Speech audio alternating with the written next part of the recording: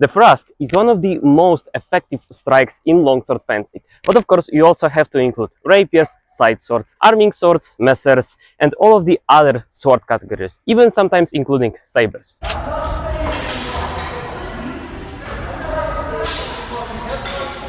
It's fast, it's direct, and it threatens the center line immediately. But most beginners either miss their thrust completely, they don't feel the tip, so the point of their sword, they lean into the thrust wrong, or they do the thrust without even any footwork whatsoever. I'm going to break it down from the very beginning, starting from the grip, your form, your footwork, so you can start drilling it from day one correctly.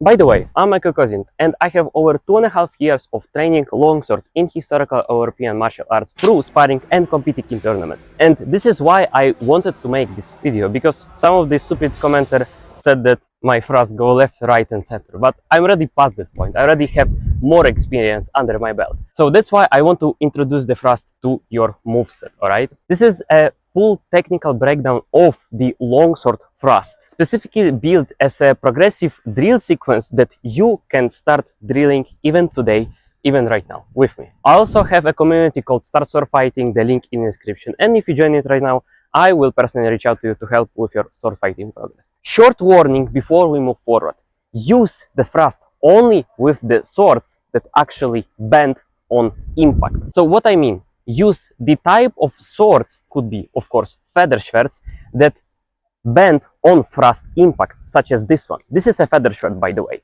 As you can see, it flexes on this, right? And only use thrusts in sparring against sparring partners who have enough sufficient gear to take the thrust hit.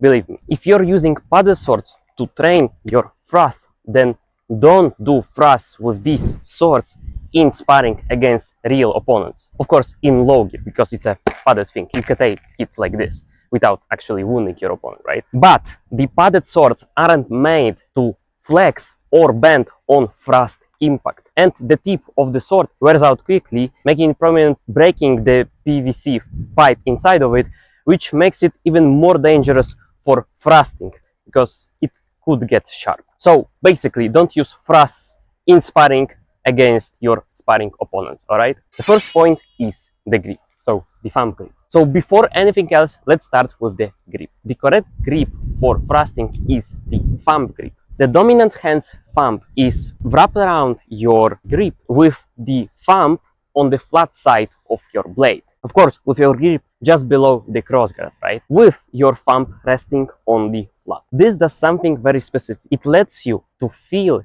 your tip of your sword with your thumb and your fingers, even without actively looking at it. The tip becomes an extension of your hand. You feel it through your thumb and your fingers on your grip. Of course, this takes time and experience to master, but it starts from the very first training session. Every repetition you do with the thumb grip lets you to build that sensitivity, so that precision with your tip. So without it, your point control suffers immediately. You're starting to guess where the tip is instead of feeling it. A mistake to watch out for is if you're gripping your longsword in both hands with full hammer grip, you lose that direct connection with your fingers, so your hands, to the tip of your longsword. So the thrust becomes less precise and harder to control. Number two is distance, so the foundation of everything. Before extending anything with your sword, let's start with your fencing stance. So let's make it a lot easier to follow. If you're right-handed, I recommend you to get into the right foot forward position. If you're left-handed, then get into the left foot forward position. So I'll show you the version for the right-handed people, right? So how to get into the fencing stance. If your opponent is in front of you, then you have to turn your left foot between 45 degrees up to 90 degrees to the left, but it doesn't need to be the perfect L shape with your feet.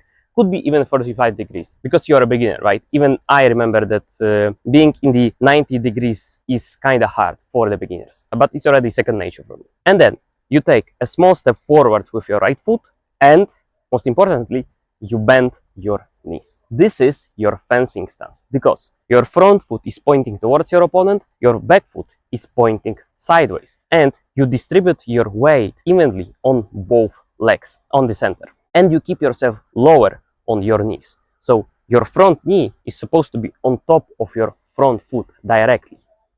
So like this. And of course, you keep your chest upwards. You don't lean forwards or to any of the sides. Keep yourself relaxed but stable at all times. Also, your feet don't need to be too wide like this because this position is hard to be in, and they can't be too close to each other like here, like this. Find the perfect middle ground for your fencing stance.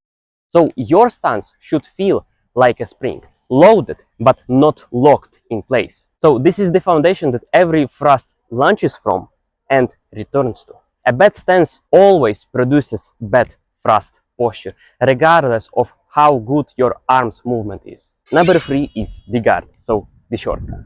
From the fencing stance, get into the short guard, so the posta breve in fiore or Flug in German tradition of longsword fencing. So the tip in this guard is already pointed towards your opponent like this, so from the side and from the front. Also, the flat of your blade is somewhat vertical, so your flat on both sides is pointing downwards and upwards, but roughly. So it doesn't need to be perfectly like this. It could be just like this. This is the ideal starting position for your thrust because the tip is already pointing towards your opponent directly to him and you're not extended with your arms, right? It threatens the center line before the movement even begins. Of course, the extension from this position is minimal and direct. It goes forward. The point just follows towards the target directly. For the beginners especially, the short guard, so this guard, removes a lot of complexity regarding the thrust movement, so the starting position of your thrust. It lets you focus entirely on the extension movement itself. Getting to the actual extension, it's slow, deliberate, and controlled. Start slow and deliberately slow. The extension begins with the arms following forward, pushing the point towards the target. Think of the tip being pulled by a string towards the target directly. So like this, let me show you.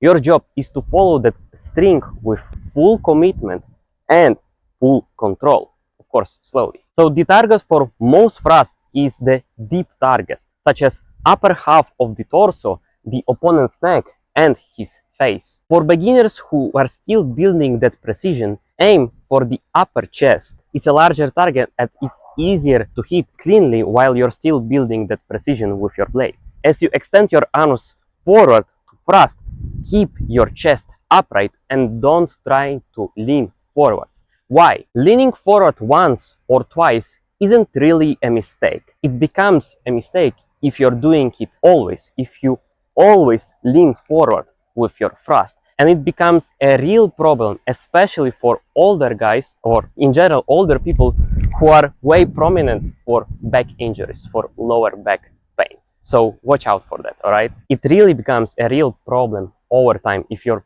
doing it every single time like this. Keep yourself upward. So your mission here is to do 10 slow repetitions of that specific extension. Controlled reps from this position before moving on, right?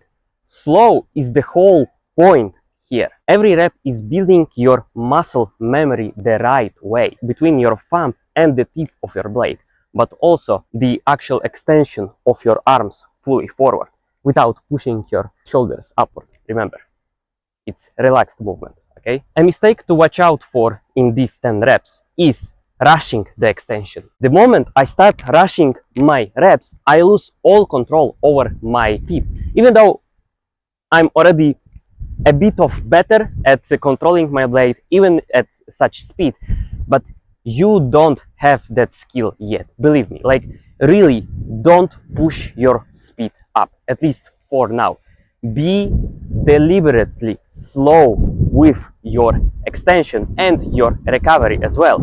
Remember to keep yourself upwards, to keep yourself stable, relaxed in your fencing stance, and have the neural connection between your thumb and your tip. So you're controlling the tip of your sword, not the entire blade, if that makes sense. So pause this video and do 10 slow reps. If you're sitting in front of the screen right now, then stand up and pause this video before I move on, all right? So you have 3 seconds to do the 10 reps. 1, 2, 3. So I believe you already did 10 reps. So let's move forward. So number 5 is the combined starting guard. Once the basic extension from the short guard feels more natural for you, let's progress to the next step, which is the combined starting guard.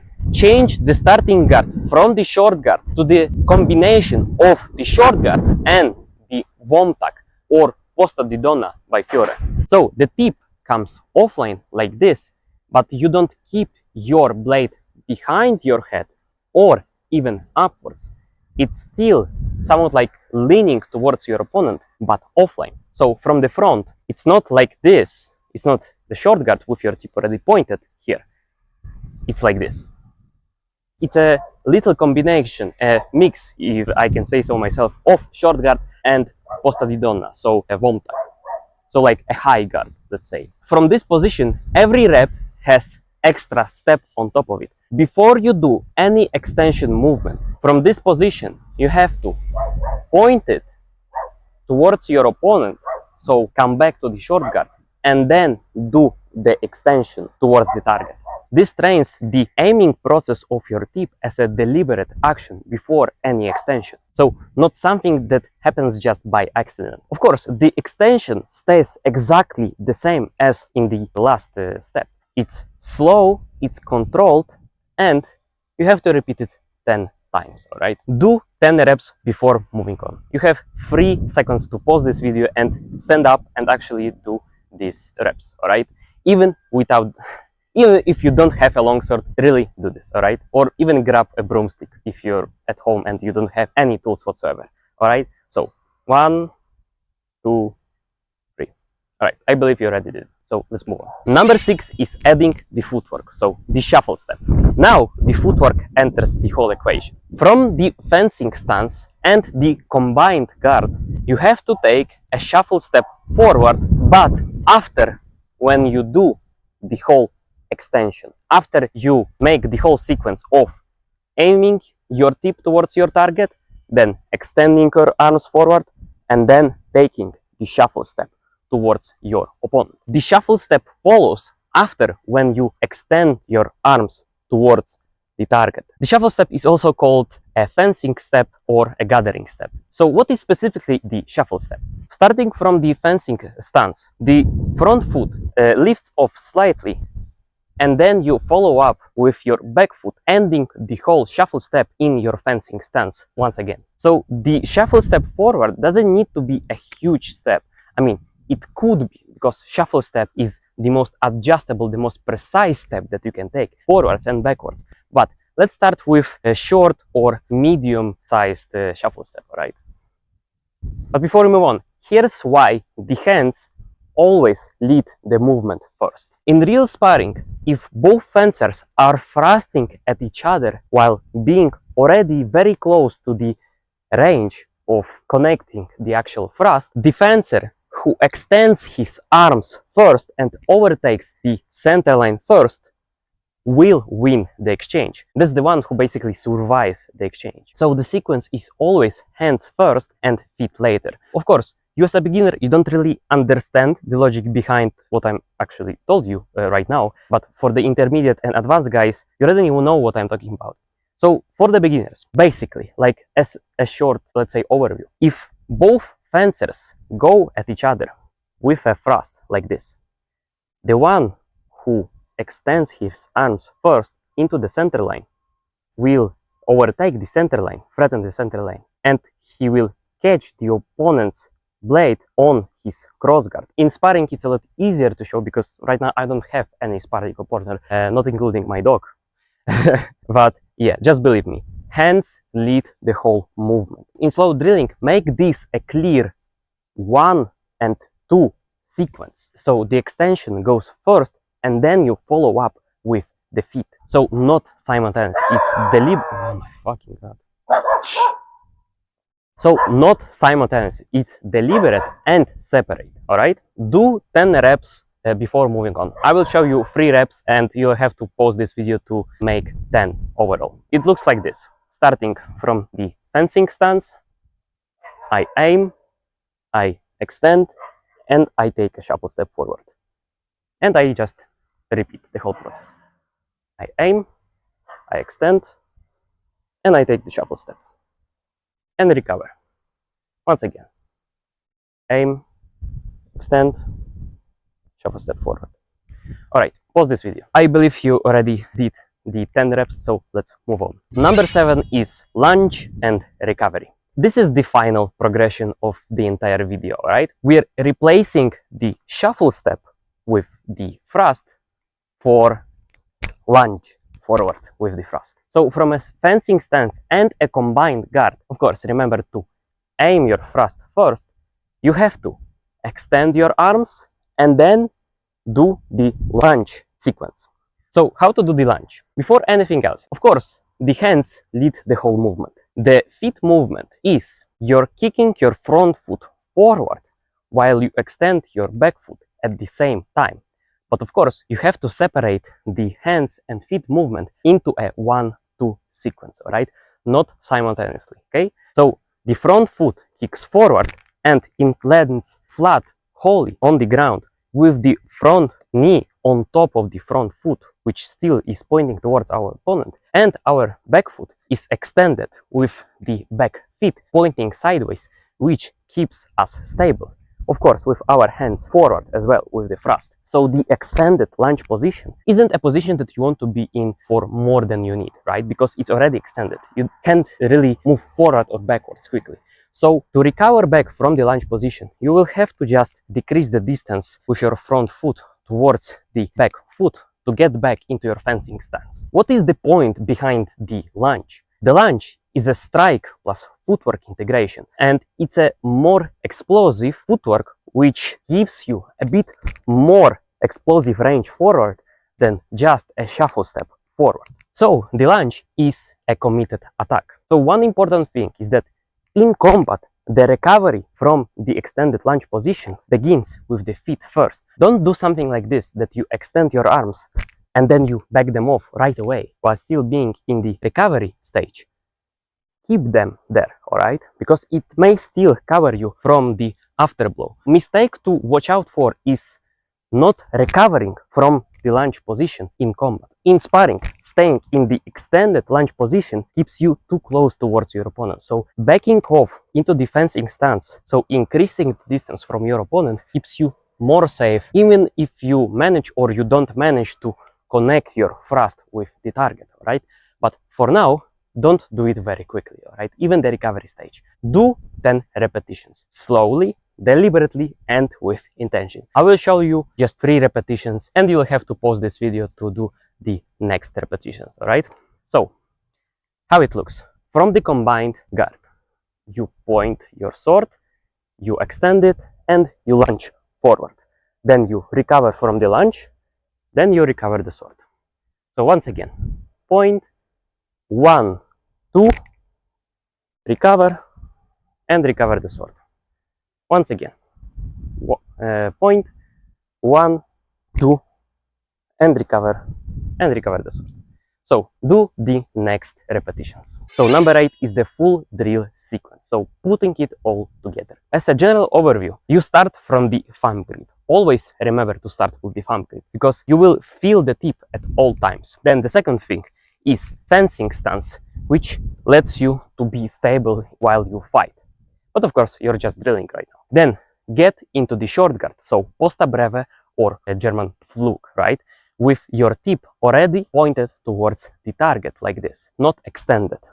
With your hands in front of your chest, but still close to it, all right? Then of course comes the slow extension, which is 10 repetitions, slowly and deliberately, Remember to keep your chest upright and the tip is pulled towards your target. It's not a cut like this, it's a thrust.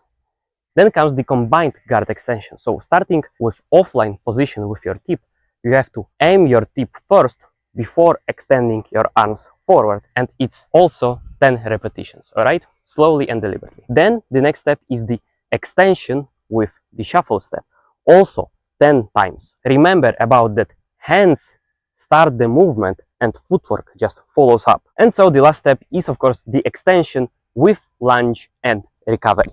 So it's also 10 repetitions, but with proper sequence. So you have to aim your sword, then you extend it, and then you make a lunge. Then you recover from the lunge, and then you recover the sword. Also 10 repetitions slowly and with intention to actually do the right movement instead of rushing the whole drill. So that's basically the complete drill sequence, all right? Run through it in this order every single time, because I created this order for a reason, right? It's not just something that someone told me to do. I thought about it. So starting from the very most basic essential thing to understand, so the grip, to then progressing it to the last point, which is the lunge, is the right way to go about it. Don't skip all of these steps in this video. And you can of course give me a like, a thumbs up to save this video for your next training sessions. So basically what? The thrust is simple in concept, but it's hard in execution. Build it slowly, build it with intention, build it correctly, okay? And it will become one of the most essential, one of the most usable weapons in your arsenal with the longsword. Or if you're training one-handed swords, you can still use the same drills and the same sequence for your rapiers or your side sword training. Or if you're using saber, you can also do thrust with the saber. If you want to build this kind of technical foundation from zero, then you have to join my community called START SWORDFIGHTING. If you join it right now, I will personally reach out to you. And yes, I'm the only admin there. I'm always active there. I'm in there personally trying to help everyone who joins, really everyone. So I also started to do my own private paid mentorship, like me actually looking into what you already know with sword fighting, how to help you, how to progress further from a complete newcomer to a beginner, or even from a beginner to an intermediate, and look if you haven't learned any bad mistakes on your journey. Because I went through this journey myself, so I know exactly how to go over them with just simple, direct feedback, all right?